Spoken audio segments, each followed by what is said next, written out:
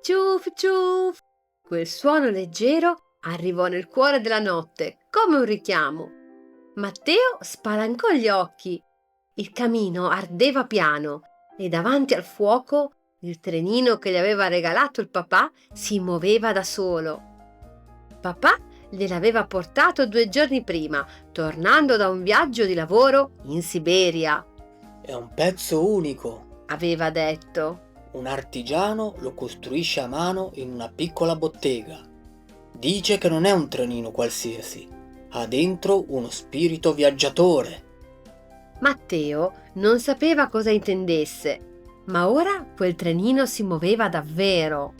Le ruote giravano piano e un filo di fumo azzurro saliva dal fumaiolo. «Ehi!» disse una voce dietro di lui. Zibù, il suo amico camaleonte verde, lo raggiunse saltando sul pavimento. Hai lasciato acceso qualcosa? No, rispose Matteo. si è acceso da solo. Zibù si avvicinò prudente. Locomotiva rossa, ruote lucide, odore di olio e avventura. Matteo, ti dico io cos'è. Un treno vivo. E il trenino fischiò come per dargli ragione. Fiu! Zibù spalancò gli occhi. Ecco, vedi? Mi ascolta pure. Dai, saliamo. Ma Zibù, siamo troppo grandi. Non se lo desideriamo abbastanza. Il camaleonte fece un passo, toccò la locomotiva con la coda e una scintilla di luce li avvolse entrambi. In un lampo il salotto si fece immenso. Il tappeto era diventato una pianura di fili colorati e le lucine dell'albero brillavano come stelle. Matteo si guardò le mani. Erano piccole come quelle di un pupazzo. Zibù, siamo minuscoli, esclamò. Il camaleonte rise, ammirando le sue zampette lucenti.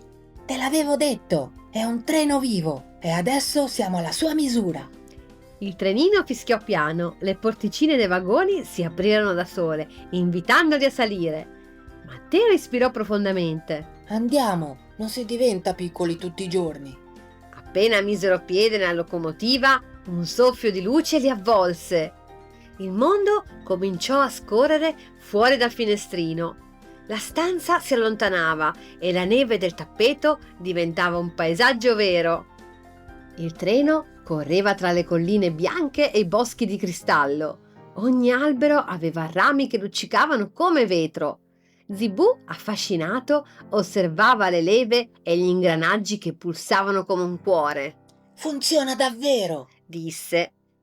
Matteo lesse la scritta incisa su una placca di ottone. Linea nordica, destinazione stazione del Polo. Il bambino sgranò gli occhi. Il Polo? Ma noi eravamo in salotto. Prima che potessero dire altro, il treno sbandò. Un ramo di ghiaccio era rimasto incastrato tra le ruote. Zibù tirò una leva con la coda. Matteo afferrò il freno. Il trenino si fermò proprio davanti a un'insegna coperta di neve. Stazione del Bosco delle Lanterne. Il silenzio era ovattato. Tra gli alberi lanterne blu ondeggiavano al vento, come lucciole giganti. Una volpe bianca con un berretto da ferroviere le aspettava accanto a un capanno.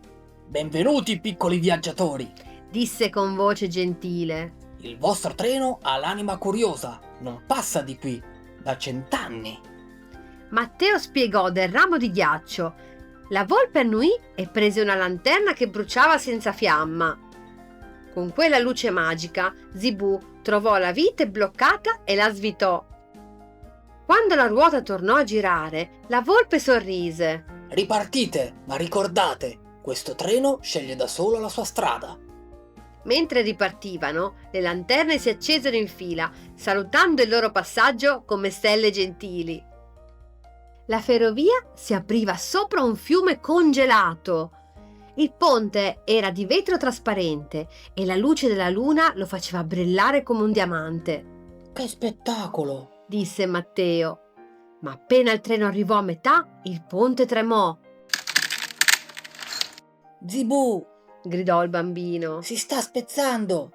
Il camaleonte si aggrappò al tetto e lanciò la lingua come una corda, afferrando il gancio del vagone che stava cedendo. Tira, Matteo! Il bambino spinse la leva del motore. Con uno scatto il treno saltò oltre il punto rotto e atterrò dall'altra parte proprio mentre il ghiaccio si frantumava dietro di loro. Restarono immobili per un istante, poi scoppiarono a ridere. Questo sì che era un ponte emozionante! Disse Zibù. Oltre il ponte comparvero torri di metallo lucente. Era una città fatta di ruote, viti e molle giganti che giravano al ritmo del vapore. Su un arco c'era scritto: Officina del Nord, accesso solo ai treni funzionanti. Un ognomo meccanico con barba di fili di rame scese lungo una catena. Chi osa disturbare la mia città? Matteo fece un passo avanti. Il trenino del Natale magico? Lo gnomo osservò la locomotiva e spalancò gli occhi. Ma questo l'ho costruito io, tanto tempo fa! Prese una manciata di polvere argentata e la versò nel motore. La locomotiva si illuminò di azzurro. Questa energia vi porterà fino alla stazione del polo. Disse. Ma attenti, là il tempo dorme e non tutti riescono a tornare. Matteo lo ringraziò con un inchino. Il treno ripartì in un vortice di vapore e scintille d'argento. Un chiarore blu comparve all'orizzonte. Una stazione di ghiaccio emergeva tra le nevi, enorme e silenziosa. Sul cartello, in lettere dorate, Stazione del Polo, fine della linea. Il treno si fermò davanti a una locomotiva gigante, arrugginita e coperta di brina. Aveva la stessa forma del loro trenino, ma antica, imponente. Zibù toccò il metallo e apparve una lettera incisa. Z. Come me? Rise. Una voce profonda risuonò dietro di loro. Era lo gnomo, arrivato con una torcia. Z come Zaffiro, la prima locomotiva del nord. Ogni 100 anni un trenino magico torna qui per ridarle vita e questa volta è toccato a voi. Matteo e Zibù inserirono la leva d'argento nella fessura centrale. Una luce azzurra esplose, attraversando la stazione. Le locomotive dormienti si accesero una dopo l'altra, come una catena di stelle. Zibù sussurrò. È il Natale che si risveglia! Il trenino invertì la marcia, la ferrovia scintillava di luce nuova. Attraversarono il ponte ormai riparato, il bosco che brillava di lanterne e infine la neve che si dissolse come polvere di sogno. Un lampo, poi silenzio. Matteo si ritrovò nel salotto di casa, davanti al camino. Il trenino era fermo, come un filo di fumo azzurro che usciva dal fumaiolo. Zibù era accanto a lui, con un piccolo ingranaggio d'argento tra le zampe. Matteo lo prese. Abbiamo davvero viaggiato? Zibù fece spallucce. Chiedilo al treno! Proprio in quel momento un ultimo fiu risuonò nel silenzio. Fuori la neve cadeva lenta come una melodia. Quando Matteo si addormentò, il trenino si mosse piano. Fece un piccolo giro accanto al camino e lasciò nell'aria una scia di luce che formò una lettera, Z. Zibù, con un occhio mezzo chiuso, sorrise. Buonanotte, compagno di binari! Il trenino fischiò 2 volte, dolcemente, e il fuoco nel camino rispose con un piccolo, gentile ciuff ciuff.